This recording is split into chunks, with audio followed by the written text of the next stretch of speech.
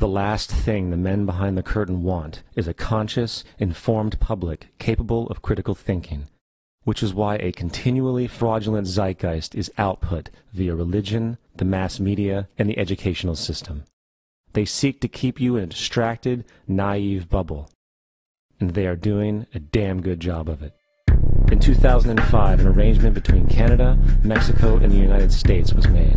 This arrangement, unannounced to the public, unregulated by Congress, merges the United States, Mexico, and Canada into one entity, erasing all borders. It's called the North American Union. You might want to ask yourself why you've never heard of this. In fact, there is only one mainstream reporter who's actually heard of and has had the courage to cover this issue.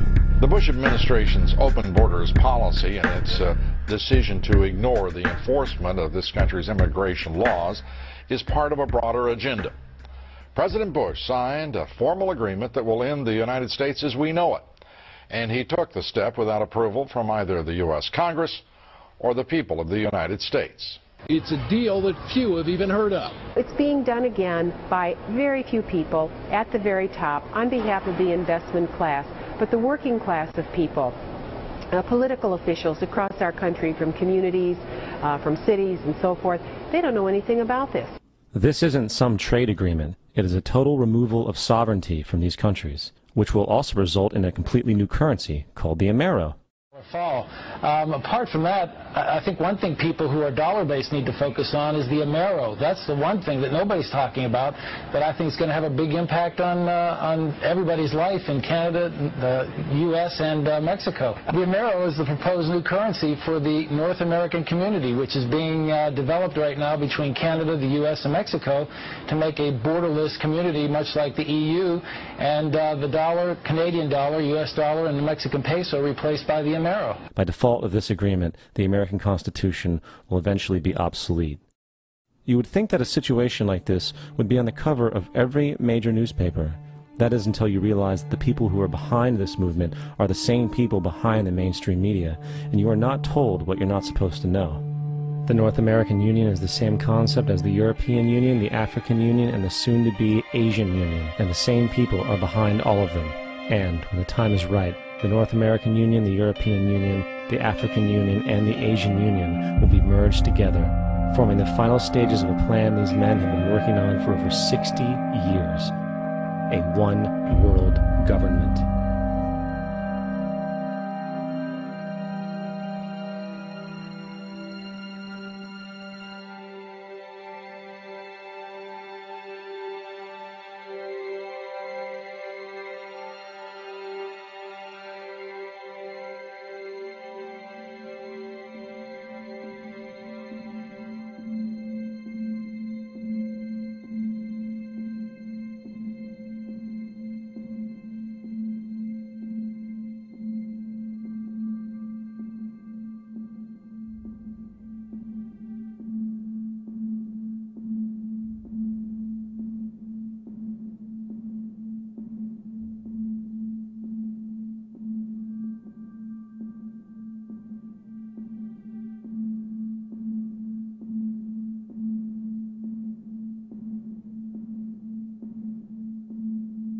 One bank, one army, one center of power. And if we have learned anything from history, it is that power corrupts, and absolute power corrupts absolutely.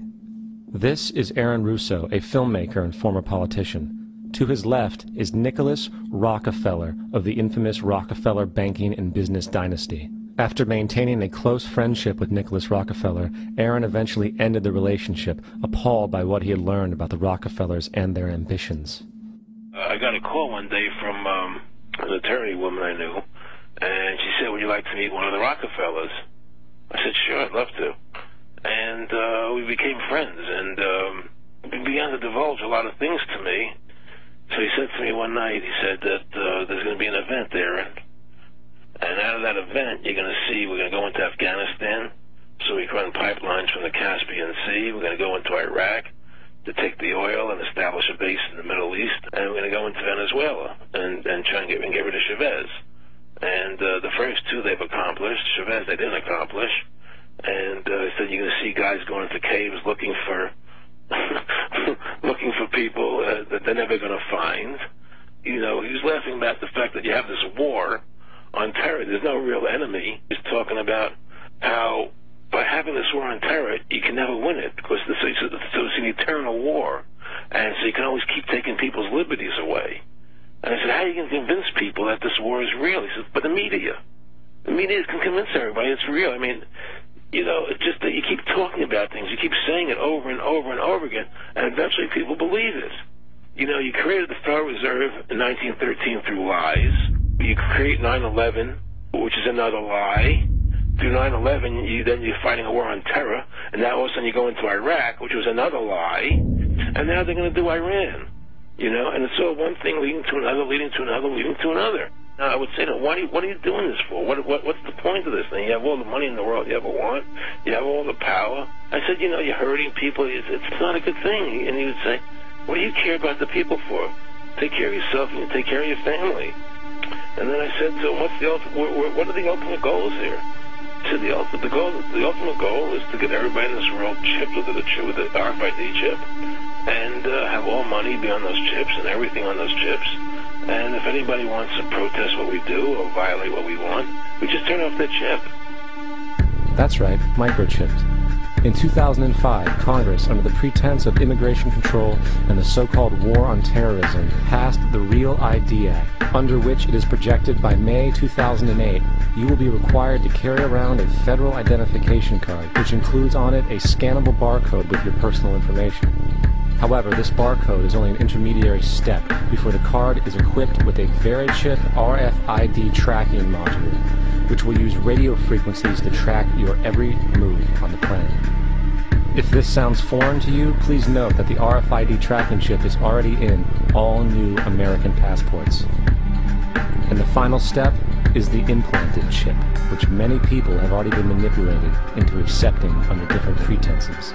We have a Florida family who are really pioneers of the brave new world. They have volunteered to be the first ever to have microchip identification devices implanted into their body. After 9/11, I was really concerned with the security of my family.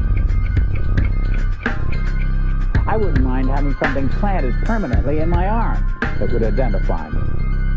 In the end, everybody will be locked into a monitored control grid where every single action you perform is documented. And if you get out of line, they can just turn off your chip, for at that point in time, every single aspect of society will revolve around interactions with the chips. This is the picture that is painted for the future if you open your eyes to see it. A centralized one-world economy where everyone's moves and everyone's transactions are tracked and monitored, all rights removed. The most incredible aspect of all, these totalitarian elements will not be forced upon the people. The people will demand them. For the social manipulation of society through the generation of fear and division has completely detached humans from their sense of power and reality.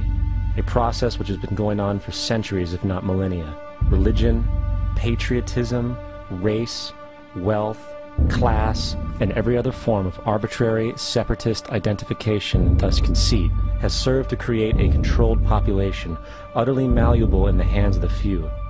Divide and conquer is the motto, and as long as people continue to see themselves as separate from everything else, they lend themselves to being completely enslaved. The men behind the curtain know this, and they also know that if people ever realize the truth of their relationship to nature, and the truth of their personal power, the entire manufactured zeitgeist they prey upon will collapse like a house of cards.